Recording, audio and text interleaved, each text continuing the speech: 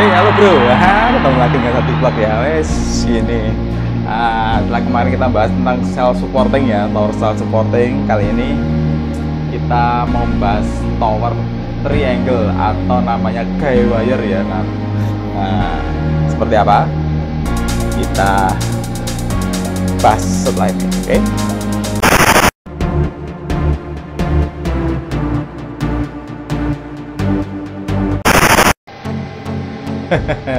Ini bro, guy wire sendiri adalah sebenarnya jenis tower satu tiang yang dia disangga oleh beberapa kawat agar dia untuk bisa berdiri vertikal ya. Nah, kenapa dinamakan guy wire? Karena wire kawat ya. Jadi tower itu disangga, tower itu naik ke atas dengan besi, pipa atau mungkin beberapa rangkaian besi, dan terdiri dari beberapa sub ya, beberapa section ya, naik ke atas, dan setiap section itu ditarik oleh seling atau kawat. Nah, seperti itu bro. Nah, terus berapa maksimal ketinggian untuk guy wire? Nah, tergantung konstruksi. Jika sebesar ini, nah, ini bisa lebih dari 60 meter. Tapi kalau ini kan bahannya pipa ya bro ya. Ini bahannya pipa 1/4 ya, medium A ini.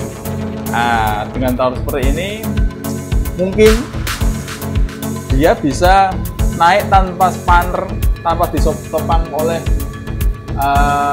kawat 4 stick ya, 6 meteran 4 stick ya.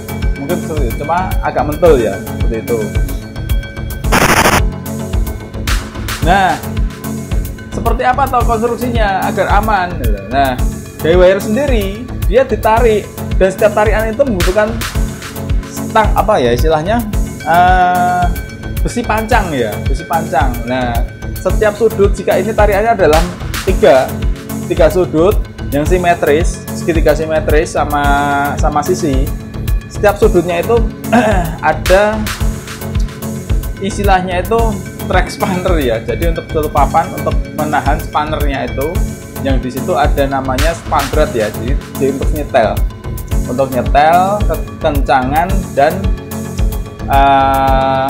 apa namanya, sudut towernya ya. Jadi kemiringan juga untuk nyetel vertikalnya itu dari situ semua. Jadi pastikan tiga sisinya itu simetris dan kuat. Oke.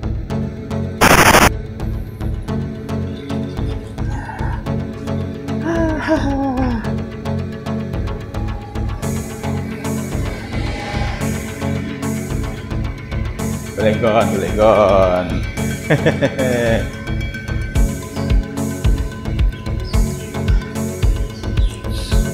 Nah bro, sebenarnya tower guy wire sendiri ada kelebihannya bro ya.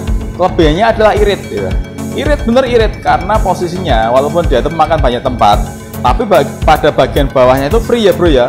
Seumpama towernya itu adalah tower ketinggian 50 meter, bentangannya itu paling tidak 15 meter ke kanan kiri, segitiga itu ada bentangan paling tidak 10-15 meter, tergantung dari sudut kelancipannya ya.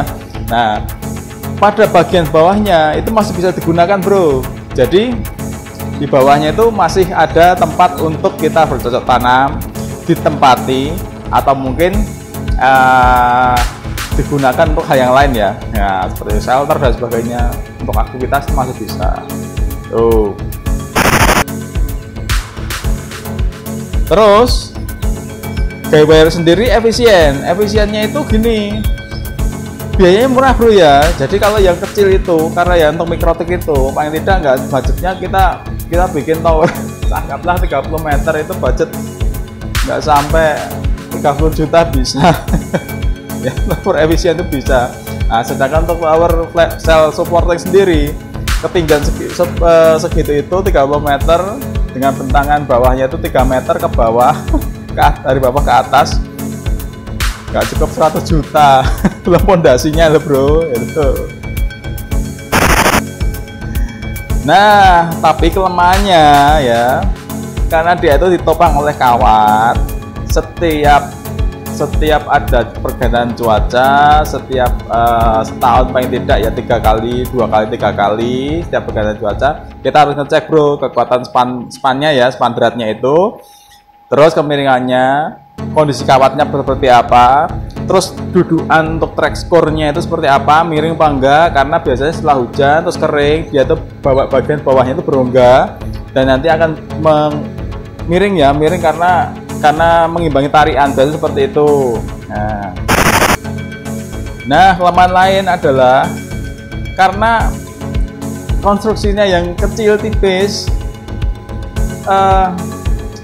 paling tidak bisa makan perawatan yang banyak bro ya. Jadi setiap tahun paling minimal 2 kali gitu. Terus setiap 3 tahun 4 tahun penggantian kawat. Itu belum lagi kalau dari pesisir ya bro ya, pesisir kan rentan garam ya, itu lebih keras lagi, walaupun sudah digalvanis atau sudah di powder sama aja, jadi tetap rentan korosi. Penggantian spanner itu bisa malah setahun sekali bisa itu ya. Tuh. Nah, kelemahan lain karena konstruksinya itu adalah konstruksi penopang adalah kawat. Kekuatan mekanisnya juga berbeda bro dengan self supporting. Dia walaupun bener elastis, tapi paling tidak dengan ketinggian sekian, ngeri loh sama yang atas loh, mentul pasti ya. Tergantung bebannya juga. Kalau saya sarankan untuk kebutuhan yang kecil nggak masalah, tapi untuk yang gede mending pakai yang self supporting gitu.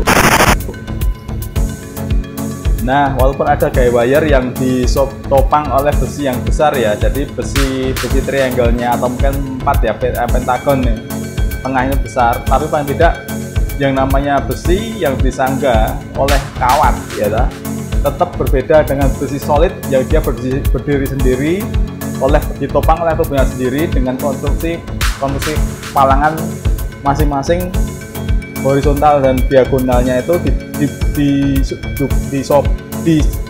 ditopang oleh bodi dia sendiri, itu berbeda.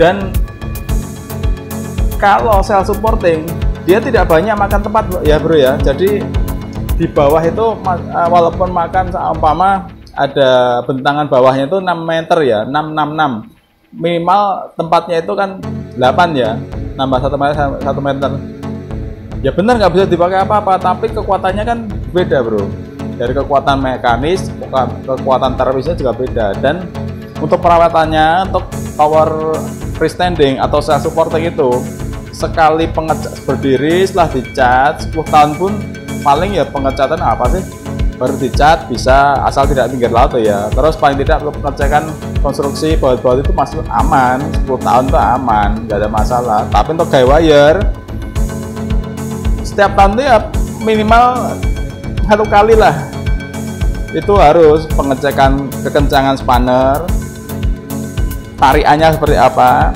konstruksinya miring apa enggak ya, itu setelah ada angin masih miring lah, seperti itu ya. Oke bro, nah nanti kita bahas ya di tempat lain tentang tower yang lain ya, monopol dan yang lain sebagainya. Nah, oke, salam sehat, salam berkeringat, salam semangat.